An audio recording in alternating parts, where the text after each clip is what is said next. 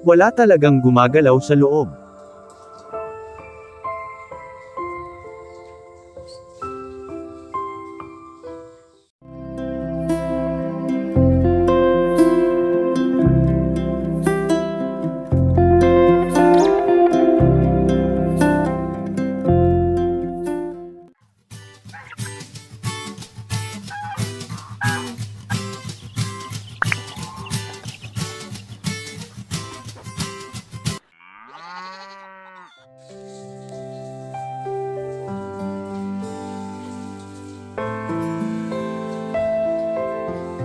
Magandang araw po sa lahat ng ating manunood, hello at welcome po muli sa aking YouTube channel para sa panibagong episode.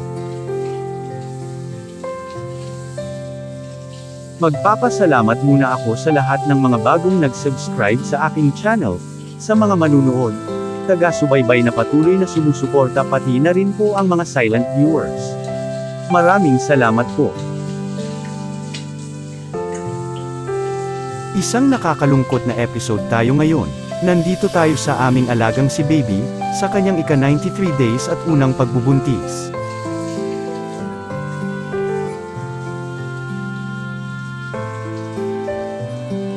Pansinin muna ang kanyang mga panggatasan at tiyan, hindi po ganito dapat.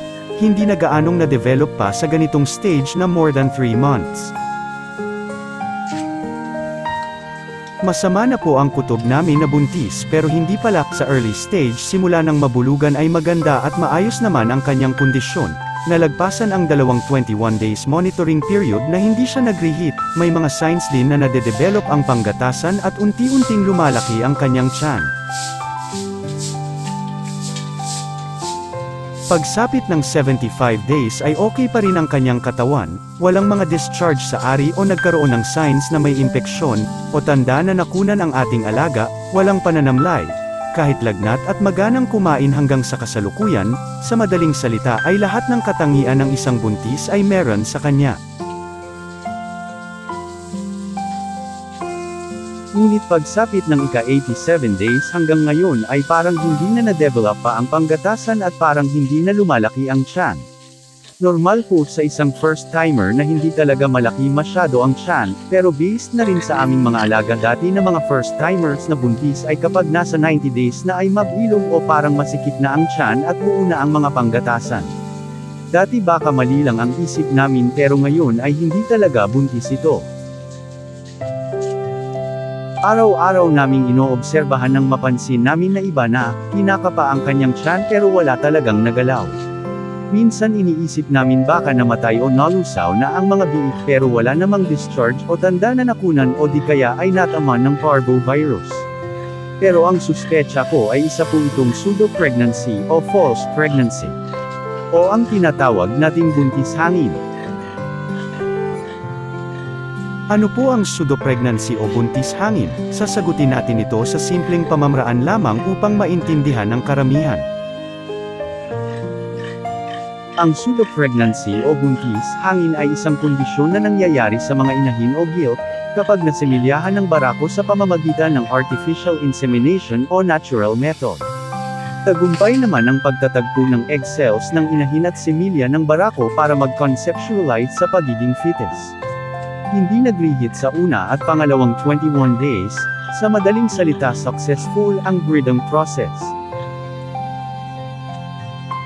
Tagumpay na nabuntis ang inahin o gilt, lahat ng mga katangian ng isang buntis ay makikita natin tulad ng pagka-develop ng panggatasan at tiyan sa early stage, walang makikitang anumang discharge o reheat, pati na rin sa behavior ng inahin ay feeling buntis siya. Dahil tagumpay ang breeding at fertilization ng mga similya ay may bahay-biik na rin ang nabuo. Dito na rin mag-uumpisang mag-conceptualize para maging fetus ang egg cells at similya. Habang nasa conception period, somewhere along the way ay hindi nagtuloy dahil namatay ang mga egg cells at similya o alinman sa dalawa.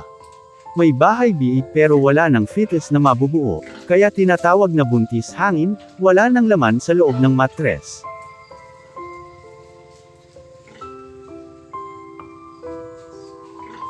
Mapapansin na lamang natin kapag umabot na sa ika-3 buwan ang pinagbubuntis more or less ay hindi na na-develop pa ang panggatasan, hindi gaano lumalaki ang tiyan at ang pinaka-importante kapag kinapa natin ang tiyan ay walang gumagalaw na biik sa loob. Kapag nasa 3 months na kasi malalakas na ang galawan sa loob, ito lang po ang mahirap dahil nasa 90 days more or less bago natin ma-detect na buntis hangin pala.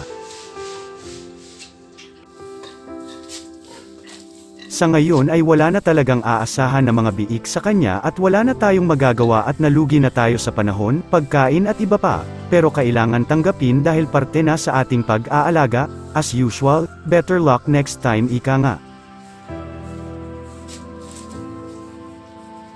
Simula noong 85 days ay araw-araw na naming kinakapa hanggang ngayon lagpas 3 months na pero wala talagang nagalaw. Nakapag-vlog pa po ako noong 77 days siya at okay pa ang mga signs pero hindi na nag-progress ilang araw.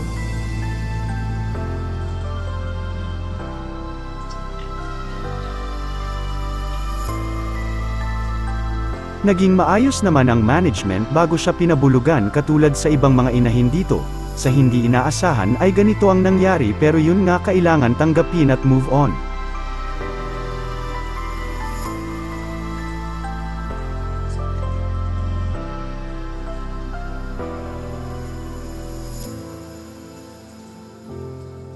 Maaaring ikondisyon muli ang alaga para sa muling pagpapabulog. Sundin lamang ang pamamaraan kung paano ang ginagawang programa tulad ng pagbibigay bitamina, deworm, antibacterial o kung anumang programa meron kayo bago bulugan. Back to step 1 po tayo.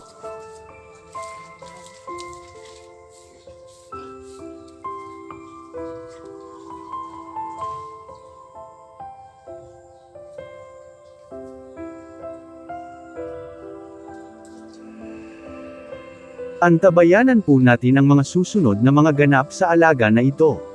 Pinag-iisipan ko po na baka may calling o bentahan ang magaganap pero hindi pa final. Hindi ko po ina-advise sa inyo na ibenta agad sa mga ganitong sitwasyon dahil hindi biro ang magpalaki o mag-alaga ng inahin. Maaari pa naman makondisyon ito at pabulugan muli, gawin lamang ang mga nararapat. Again po kung may bentahan na magaganap ay personal choice ko po ito.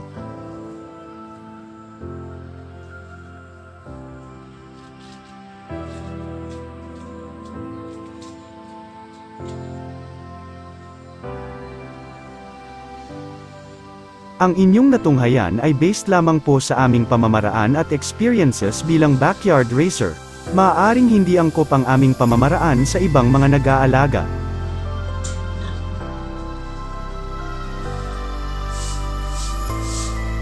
Hanggang dito na lamang po ang aking video, sana ay nagustuhan at may nakuhang mga simpleng kaalaman sa munti kong naibahagi. Maraming salamat po sa inyong oras sa panunood at happy farming mga kaibigan.